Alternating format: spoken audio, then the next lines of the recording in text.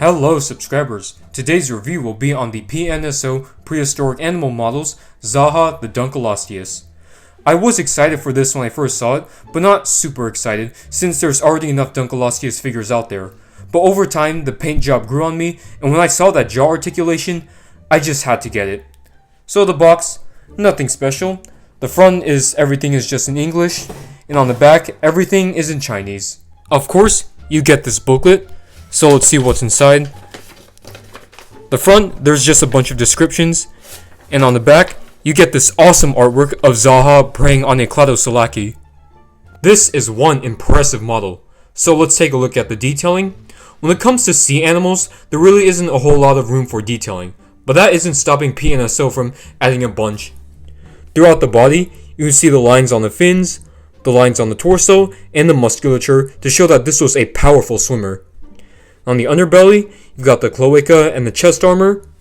The tail is nicely done. You can see that it has the more accurate shark appearance. Most depictions of Dunkleosteus usually portray it with an eel-like tail, which is incorrect. An eel tail is not an adaptation for propelling an animal of this size. Dunkleosteus was as big as a large orca, so it would benefit from a shark-like tail. The head looks great, and the armor plating is actually covered in skin, unlike some other figures. Now let's take a look at that jaw articulation. I thought this was going to be like your typical carnivorous animal model where you can just move the bottom jaw. But look at this. When I push the upper jaw, you can see the lower jaw opens up. And you can see the pink flesh underneath the armor. And the movement is just awesome. This is the most interesting jaw articulation since the Papocaprisuchus. I think that this was based on some research about Dunkleosteus and how its skull moves. There's the good detailing inside of the mouth, and the tooth plates, which are not teeth, they're extensions of the jawbone, and the eyes look a lot better in person. From those online images, they look like frog eyes, and to be honest, were kinda creepy. The coloration of this model is considerably different than the online images, which is mainly a vibrant blue. I prefer this one as the silver makes it more convincing as a real animal. Of course, PNSO added the gloss, which makes this Dunkleosteus look very lifelike. The coloration is also very reminiscent of a salmon or a rainbow trout. You can see that this is a very active pose, so Zaha is probably chasing after a shark or another placoderm. Let's start our usual comparisons by bringing in all of the other Dunkleosteus figures in my collection.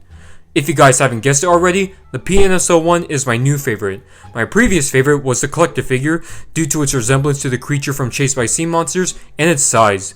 Speaking of size, the collector one is the largest of the five, with the PNSO one coming in second. Here is Zaha the Dunkleosteus next to Ron the Mosasaurus and Jeff the Kronosaurus. There's the Atopodenitus, Dacosaurus, and Urinosaurus, three of the smaller sea monsters from PNSO. This is a fun comparison.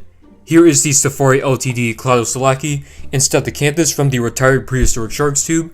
These two actually did coexist with this apex predator. Now let's bring in the PNSO Helicoprion and the Collecte Zephactinus.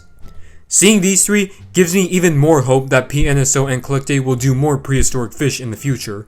Of course, the final comparison is the reviewed figure next to the Collecte Mini Zephactinus.